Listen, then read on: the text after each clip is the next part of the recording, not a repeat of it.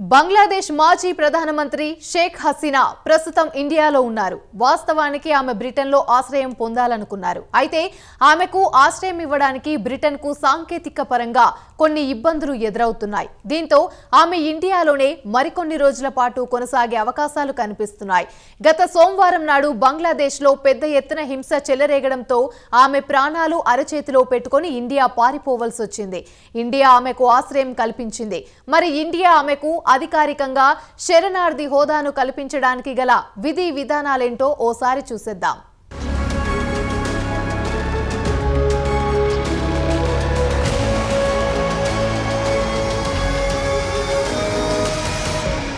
బంగ్లాదేశ్లో గత సోమవారం నాడు చెలరేగిన హింసకు షేక్ హసీనా తన సోదరితో కలిసి ఇండియాకొచ్చారు. ఇండియాలో కొన్ని రోజుల పాటుండి బ్రిటన్కు వెళ్దామనుకున్నారు. అయితే బ్రిటన్ ఆమెకు రెఫ్యూజీ హోదా ఇవ్వాలంటే కొన్ని సాంకేతిక పరమైన ఇబ్బందులు తలెత్తుతున్నాయి. దీంతో ఆమె మరికొన్ని రోజుల పాటు ఇండియాలో ఉండాల్సి వస్తోంది. కాగా హసీనా కుటుంబ సభ్యులు బ్రిటన్లో ఉన్నందువల్ల ఆమె అక్కడికి వెళ్లాలనుకున్నారు. అయితే బ్రిటన్ వలసవాద విధానాల విషయానికొస్తే శరణార్థి హోదా కావాలనుకున్న వ్యక్తి బ్రిటన్లో ఉండాలి, లేదా బ్రిటన్ వీసా అన్నా ఉండాలి. అయితే హసీనా వద్ద బ్రిటన్లో పర్యటించడానికి వ్యాలిడ్ వీసా లేకుండా పోయింది. అందుకే ఆమె బ్రిటన్ వెళ్లడానికి ఇబ్బందులు ఎదురవుతున్నాయి. ఇక ఇండియా విషయానికొస్తే ఆమెను ఇండియాలోనే అధికారికంగా ఉండడానికి అనుమతిస్తోంది. అయితే ఇండియా విషయానికొస్తే మన దేశంలో రెఫ్యూజీ పాలసీపై స్పష్టత లేదు. వారిని ఎలా ట్రీట్ చేయాలనే అంశంపై క్లారిటీ లేదు. తాజాగా మయన్మార్ నుంచి వస్తున్న రోహింగ్యాలు మాత్రం ఇండియాలో చట్ట వ్యతిరేకంగా శరణార్థులుగా తలదాచుకుంటున్నారు.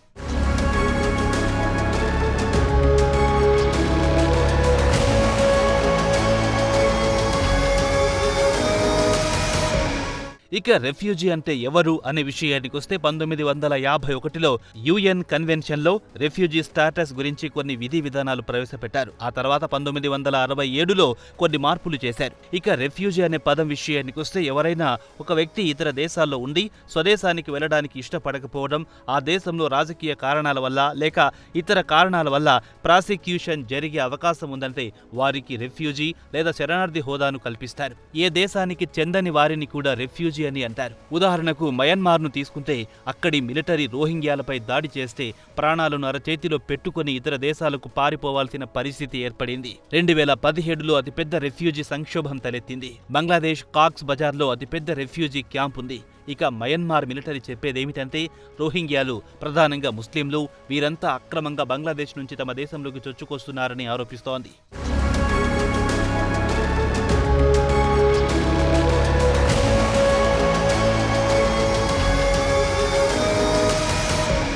ఇక ఇండియా విషయానికొస్తే సుమారు 40,000 మంది రోహింగ్యాలు కట్టుబట్టలతో వచ్చారు. దీంతో భారత ప్రభుత్వం యుఎన్ హైకమిషన్ వెరిఫికేషన్ తర్వాత దేశంలోకి అనుమతించింది.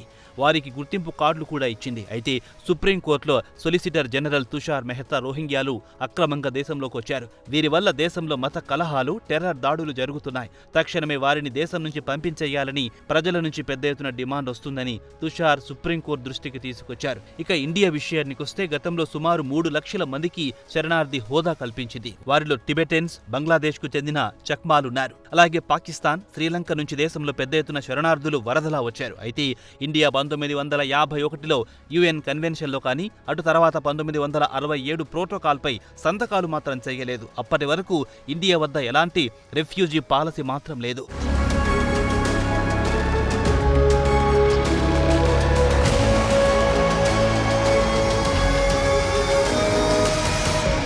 కాబట్టి మన దేశంలో ఎవరైనా శరణార్థిగా వస్తే వారు చట్ట వ్యతిరేకంగా ఇండియాలో ఉన్నట్లు లెక్క. యుఎన్హెచ్సిఆర్ వెరిఫికేషన్ తర్వాత కూడా ఇండియా కావాలనుకుంటే వారిని ఫారెన్ యాక్ట్ లేదా ఇండియన్ పాస్పోర్ట్ యాక్ట్ ప్రకారం చట్ట వ్యతిరేకంగా ఇండియాలో ఉన్నట్లుగా పరిగణించాల్సి వస్తుంది. తాజాగా ఇండియా కూడా రెఫ్యూజీ పాలసీని తెరపైకి తెచ్చింది. సిటిజన్షిప్ అమెండ్మెంట్ యాక్ట్ 2019 ప్రకారం ఇండియా మత ప్రాతిపదికన మాత్రమే వారికి భారత పౌరసత్వం ఇస్తుంది.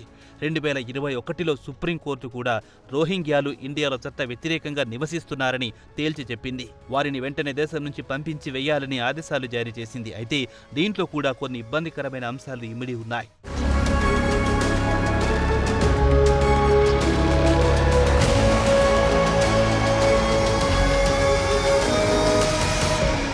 బంగ్లాదేశ్ రెఫ్యూజీ క్యాంప్లో తల్లిదండ్రుల నుంచి వేరుపడిన ఓ 14 ఏళ్ల రోహింగ్యా బాలిక అస్సాంలో ప్రవేశించడానికి ప్రయత్నించింది. దీంతో 2019లో ఆమెను అస్సాంలో సిలిచార్లో నిర్బంధించారు. తర్వాత అస్సాం ప్రభుత్వం బాలికను తిరిగి మణిపూర్ మీదుగా మయన్మార్కు అప్పగించాలనుకుంటే వారు బాలికను తీసుకోవడానికి నిరాకరించారు. మయన్మార్ నుంచి లక్షలాది మంది రోహింగ్యాలు బంగ్లాదేశ్లో కాక్స్ బజార్లో ఉంటున్నారు. వారిని తిరిగి తీసుకోండని బంగ్లాదేశ్ వేడుకున్నా మయన్మార్ ప్రభుత్వం మాత్రం ససేమిరా అంటోంది. అయితే ఇదే ఇండియా మాత్రం అతి కష్టం మీద కొంతమంది రోహింగ్యాలను దేశం నుంచి పంపించి వేసింది. ఇక ఇండియా విషయానికొస్తే శ్రీలంక నుంచి తమిళ శరణార్థులు పెద్ద ఎత్తున తమిళనాడుకు వచ్చారు. రాష్ట్ర ప్రభుత్వం వారికి అలవెన్స్లు ఇవ్వడమే కాకుండా ఉద్యోగాలు కూడా ఇచ్చింది. వారి పిల్లలకు స్కూల్లో చదివించడానికి అనుమతించింది. 2009లో శ్రీలంకలో అంతర్యుద్ధం ముగిసిన తర్వాత వారిని స్వచ్ఛందంగానే వారి దేశాలకు వెళ్లమని కోరడం జరిగింది. అయితే స్వదేశంలో పరిస్థితులు అదుపులోకి వస్తే వెళ్లవచ్చునని UNHCR కూడా చెబుతోంది.